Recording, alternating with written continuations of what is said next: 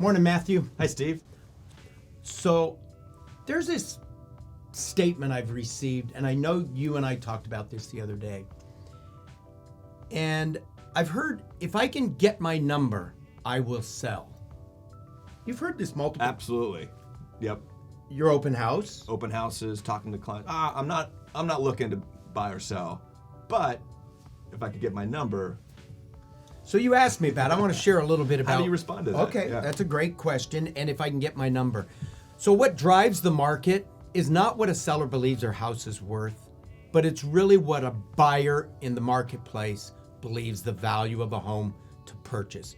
So a seller may say, well, if I can get $2.5 million, I know my home's worth $2, but if I can get 2.5, I'll sell. Right. That doesn't set value in our marketplace. Unfortunately, like the automobile business, they have a Kelley Blue Book.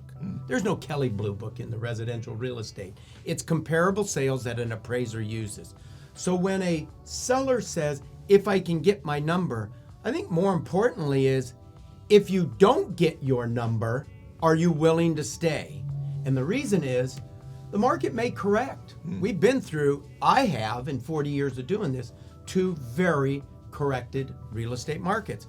And a seller may find, hey, I don't want to sell today, but I do in 2 to 3 years.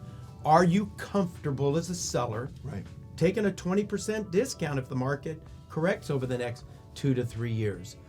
And then we usually double that and give it time to Yep. build that back up. So when the market corrected last time significantly, it took 10 years from this value. The market declined 40%. This was 12 years ago when we had the recession, 40%. It took another 5 years to get back to that value. It was a 10-year ride. And if you as a seller have that time to wait because you're really not motivated, well, then you may not want to be able to You're take. comfortable right now. But I think what's really important is to look at what the comparable sales are, look at what the value would be, and say, if that's what the market dictates my value to be, then I'll sell.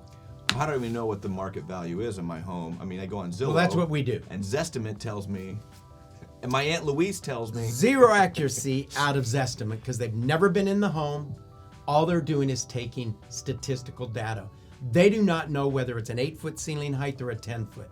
They don't know if there's a view. They don't give you any value other than the square footage. And that's what we specialize in. You know, it's really critical to have a professional licensed agent to come in and do an analysis. So Absolutely.